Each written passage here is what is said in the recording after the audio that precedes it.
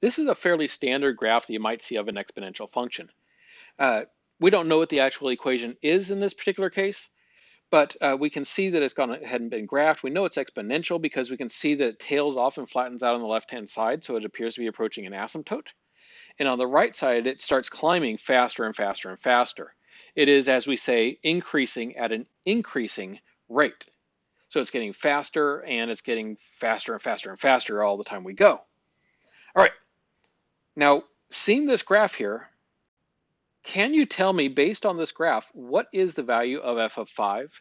That is, when x is 5, what's the y value? Well, let's see here. Looking at our numbers here, I can see the y scale is going up by 2,500 there, which means that if I trace it back to each hash mark, that's going up by 500 at a time. Well, great. So far I've narrowed down that it's less than 500.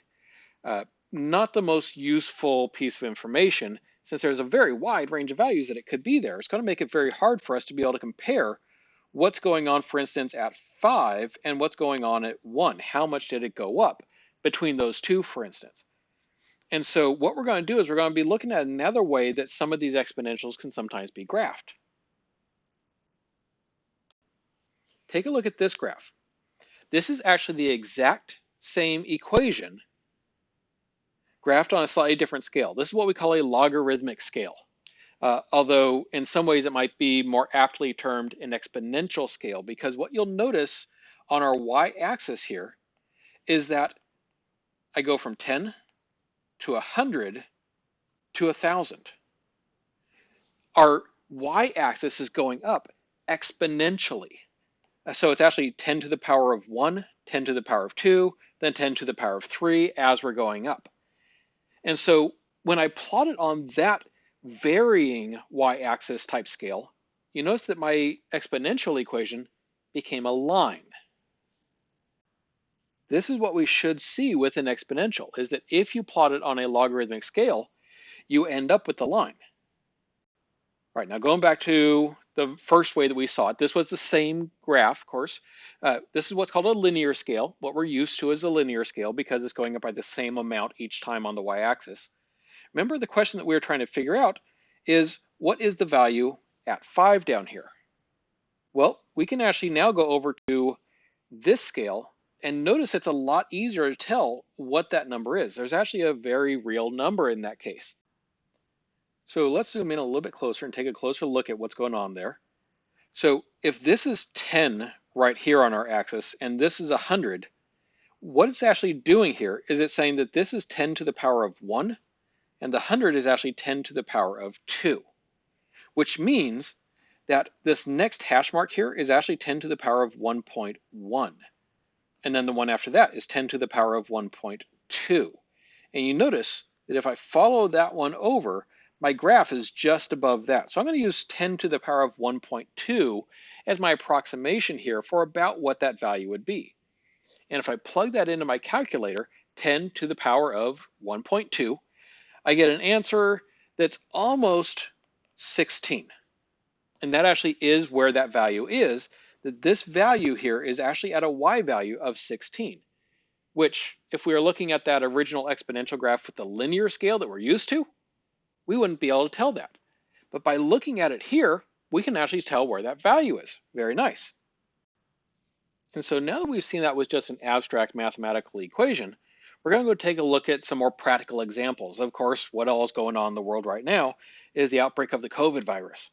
And if we take a look at a graph of that I just pulled off of this site today called Worldometers, I like them in particular because they let you see your graph either with a linear scale or a logarithmic scale. Now, this is the cases outside of China. So if we take a look at this shape of the graph, that definitely looks exponential. And so we would look at that and say, yeah, this definitely looks like an exponential growth kind of situation. And you're probably hearing that talked about a lot. As people talk about how fast the virus is growing, you're probably hearing that word exponential come up a lot. This is what we're talking about seeing, where it's increasing at that increasing rate. Well, this is the linear scale. Let's go ahead and change this from linear over to logarithmic. If we do that, take a look at what happens with all those points. Now, is it a line? No, It's not a perfect line because this is a real world situation. But it sure does look pretty close to a line, especially once we start getting out here. It made a little dip below it there, but it looks pretty close to linear there. Does that mean this is actually a linear relationship? No. It means it's exponential because exponentials become straight when plotted on a logarithmic axis. So this is what we'd expect to see. And so what this can then do is it can allow us to see what some of those trends are in just a different way. And I want you to be thinking about what are some of those reasons, what are some of those trends, what are things that we would want to be able to look at a graph and figure out where one might be better in linear and another might be better in logarithmic. And in order to help you answer that question, I'm going to give you an example that's even a little bit more wonky. So here is one more example graph. In this case, it is the graph of total cases. So worldwide total cases. This first one, of course, is on the linear scale. And you can see in our graph, it looks pretty good for an exponential. I would look at this and say, yeah, that definitely looks like exponential growth.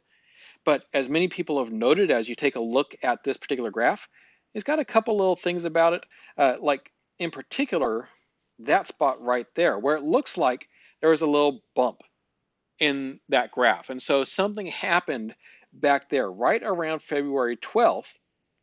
And so you could actually go back and try to figure out what happened with that.